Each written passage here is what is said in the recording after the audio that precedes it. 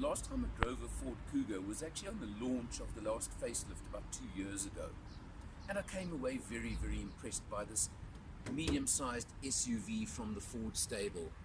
Well, this is the 1.5 TDCi diesel in trend spec, which is Ford's middle spec level. You can see a very handsome car. It's got daytime running lights, got very neat headlights over here. You've got, of course, a little bit of the cladding around the wheel arches to make it, and under the doors, of course, to make it look like an SUV. 17-inch mag wheels come as standard. Roof racks also standard on this trim as well, of course. And you come round to what I would term a pretty decent sized boot as well for a family SUV. According to the figures I have, about 375 litres approximately of boot space in this form, but nice and deep, as you can see, which is useful and takes a good load. And you can drop back seats, of course, to give you about 1,400 litres of boot space. You close the boot, and no badges anywhere, which is interesting to tell you which model this is.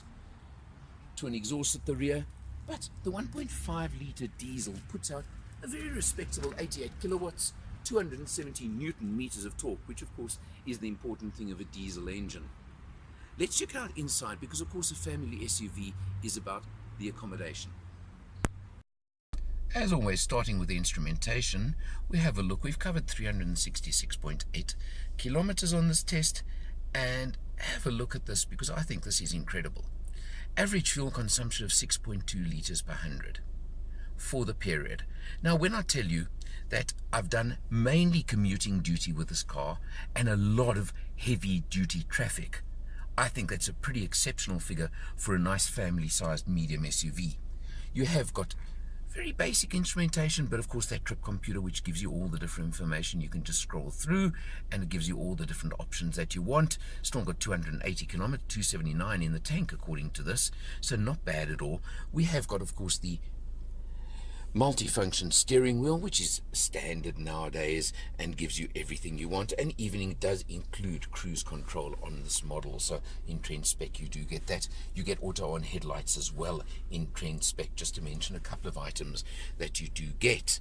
You go across to the center over here and you get now, of course, the standard touchscreen with Ford's very much market leading Sync 3. And it's an important feature to tell you. Of course, it has navigation, works extremely seamlessly with my phone, all the features you want, and being Sync 3, very advanced, very useful. And another feature, of course, that I have to just show you and mention, the reverse camera with, of course, the rear parking beepers over there as well. So again, important, useful, and I think almost a requirement on a SUV, if not all cars these days. Neatly done, nicely laid out, interesting sort of treatment with the ventilation over here, I think, and just all very nice and comfortable, shall I term it. You come down to the dual zone climate control, again effective, nice, useful. And I want to point out a little button over here, which is, this car does feature stop start, the auto stop start feature, that when you stopped at a robot or something.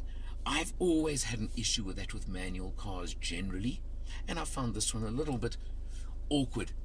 So very simply, all I was doing when I start the engine, you have to do it every time, is press that, take out the stop start. Call it a little picky point if you want, I don't mind, quite happy, but I just found it more comfortable in using this car to do that. You do, of course, have your keyless start on the car. You don't have a keyless entry button on the outside doors on this model. You have to go up to the titanium spec for that, but you just simply, for switching off the engine, as simply as that. 5-speed manual gearbox, which again, I don't know if I can call it a picky point, but I comment often, if you watch my videos, you know I do prefer automatics these days, and I think medium SUVs, family SUVs, especially with a diesel engine, if I had a choice, I would choose an auto.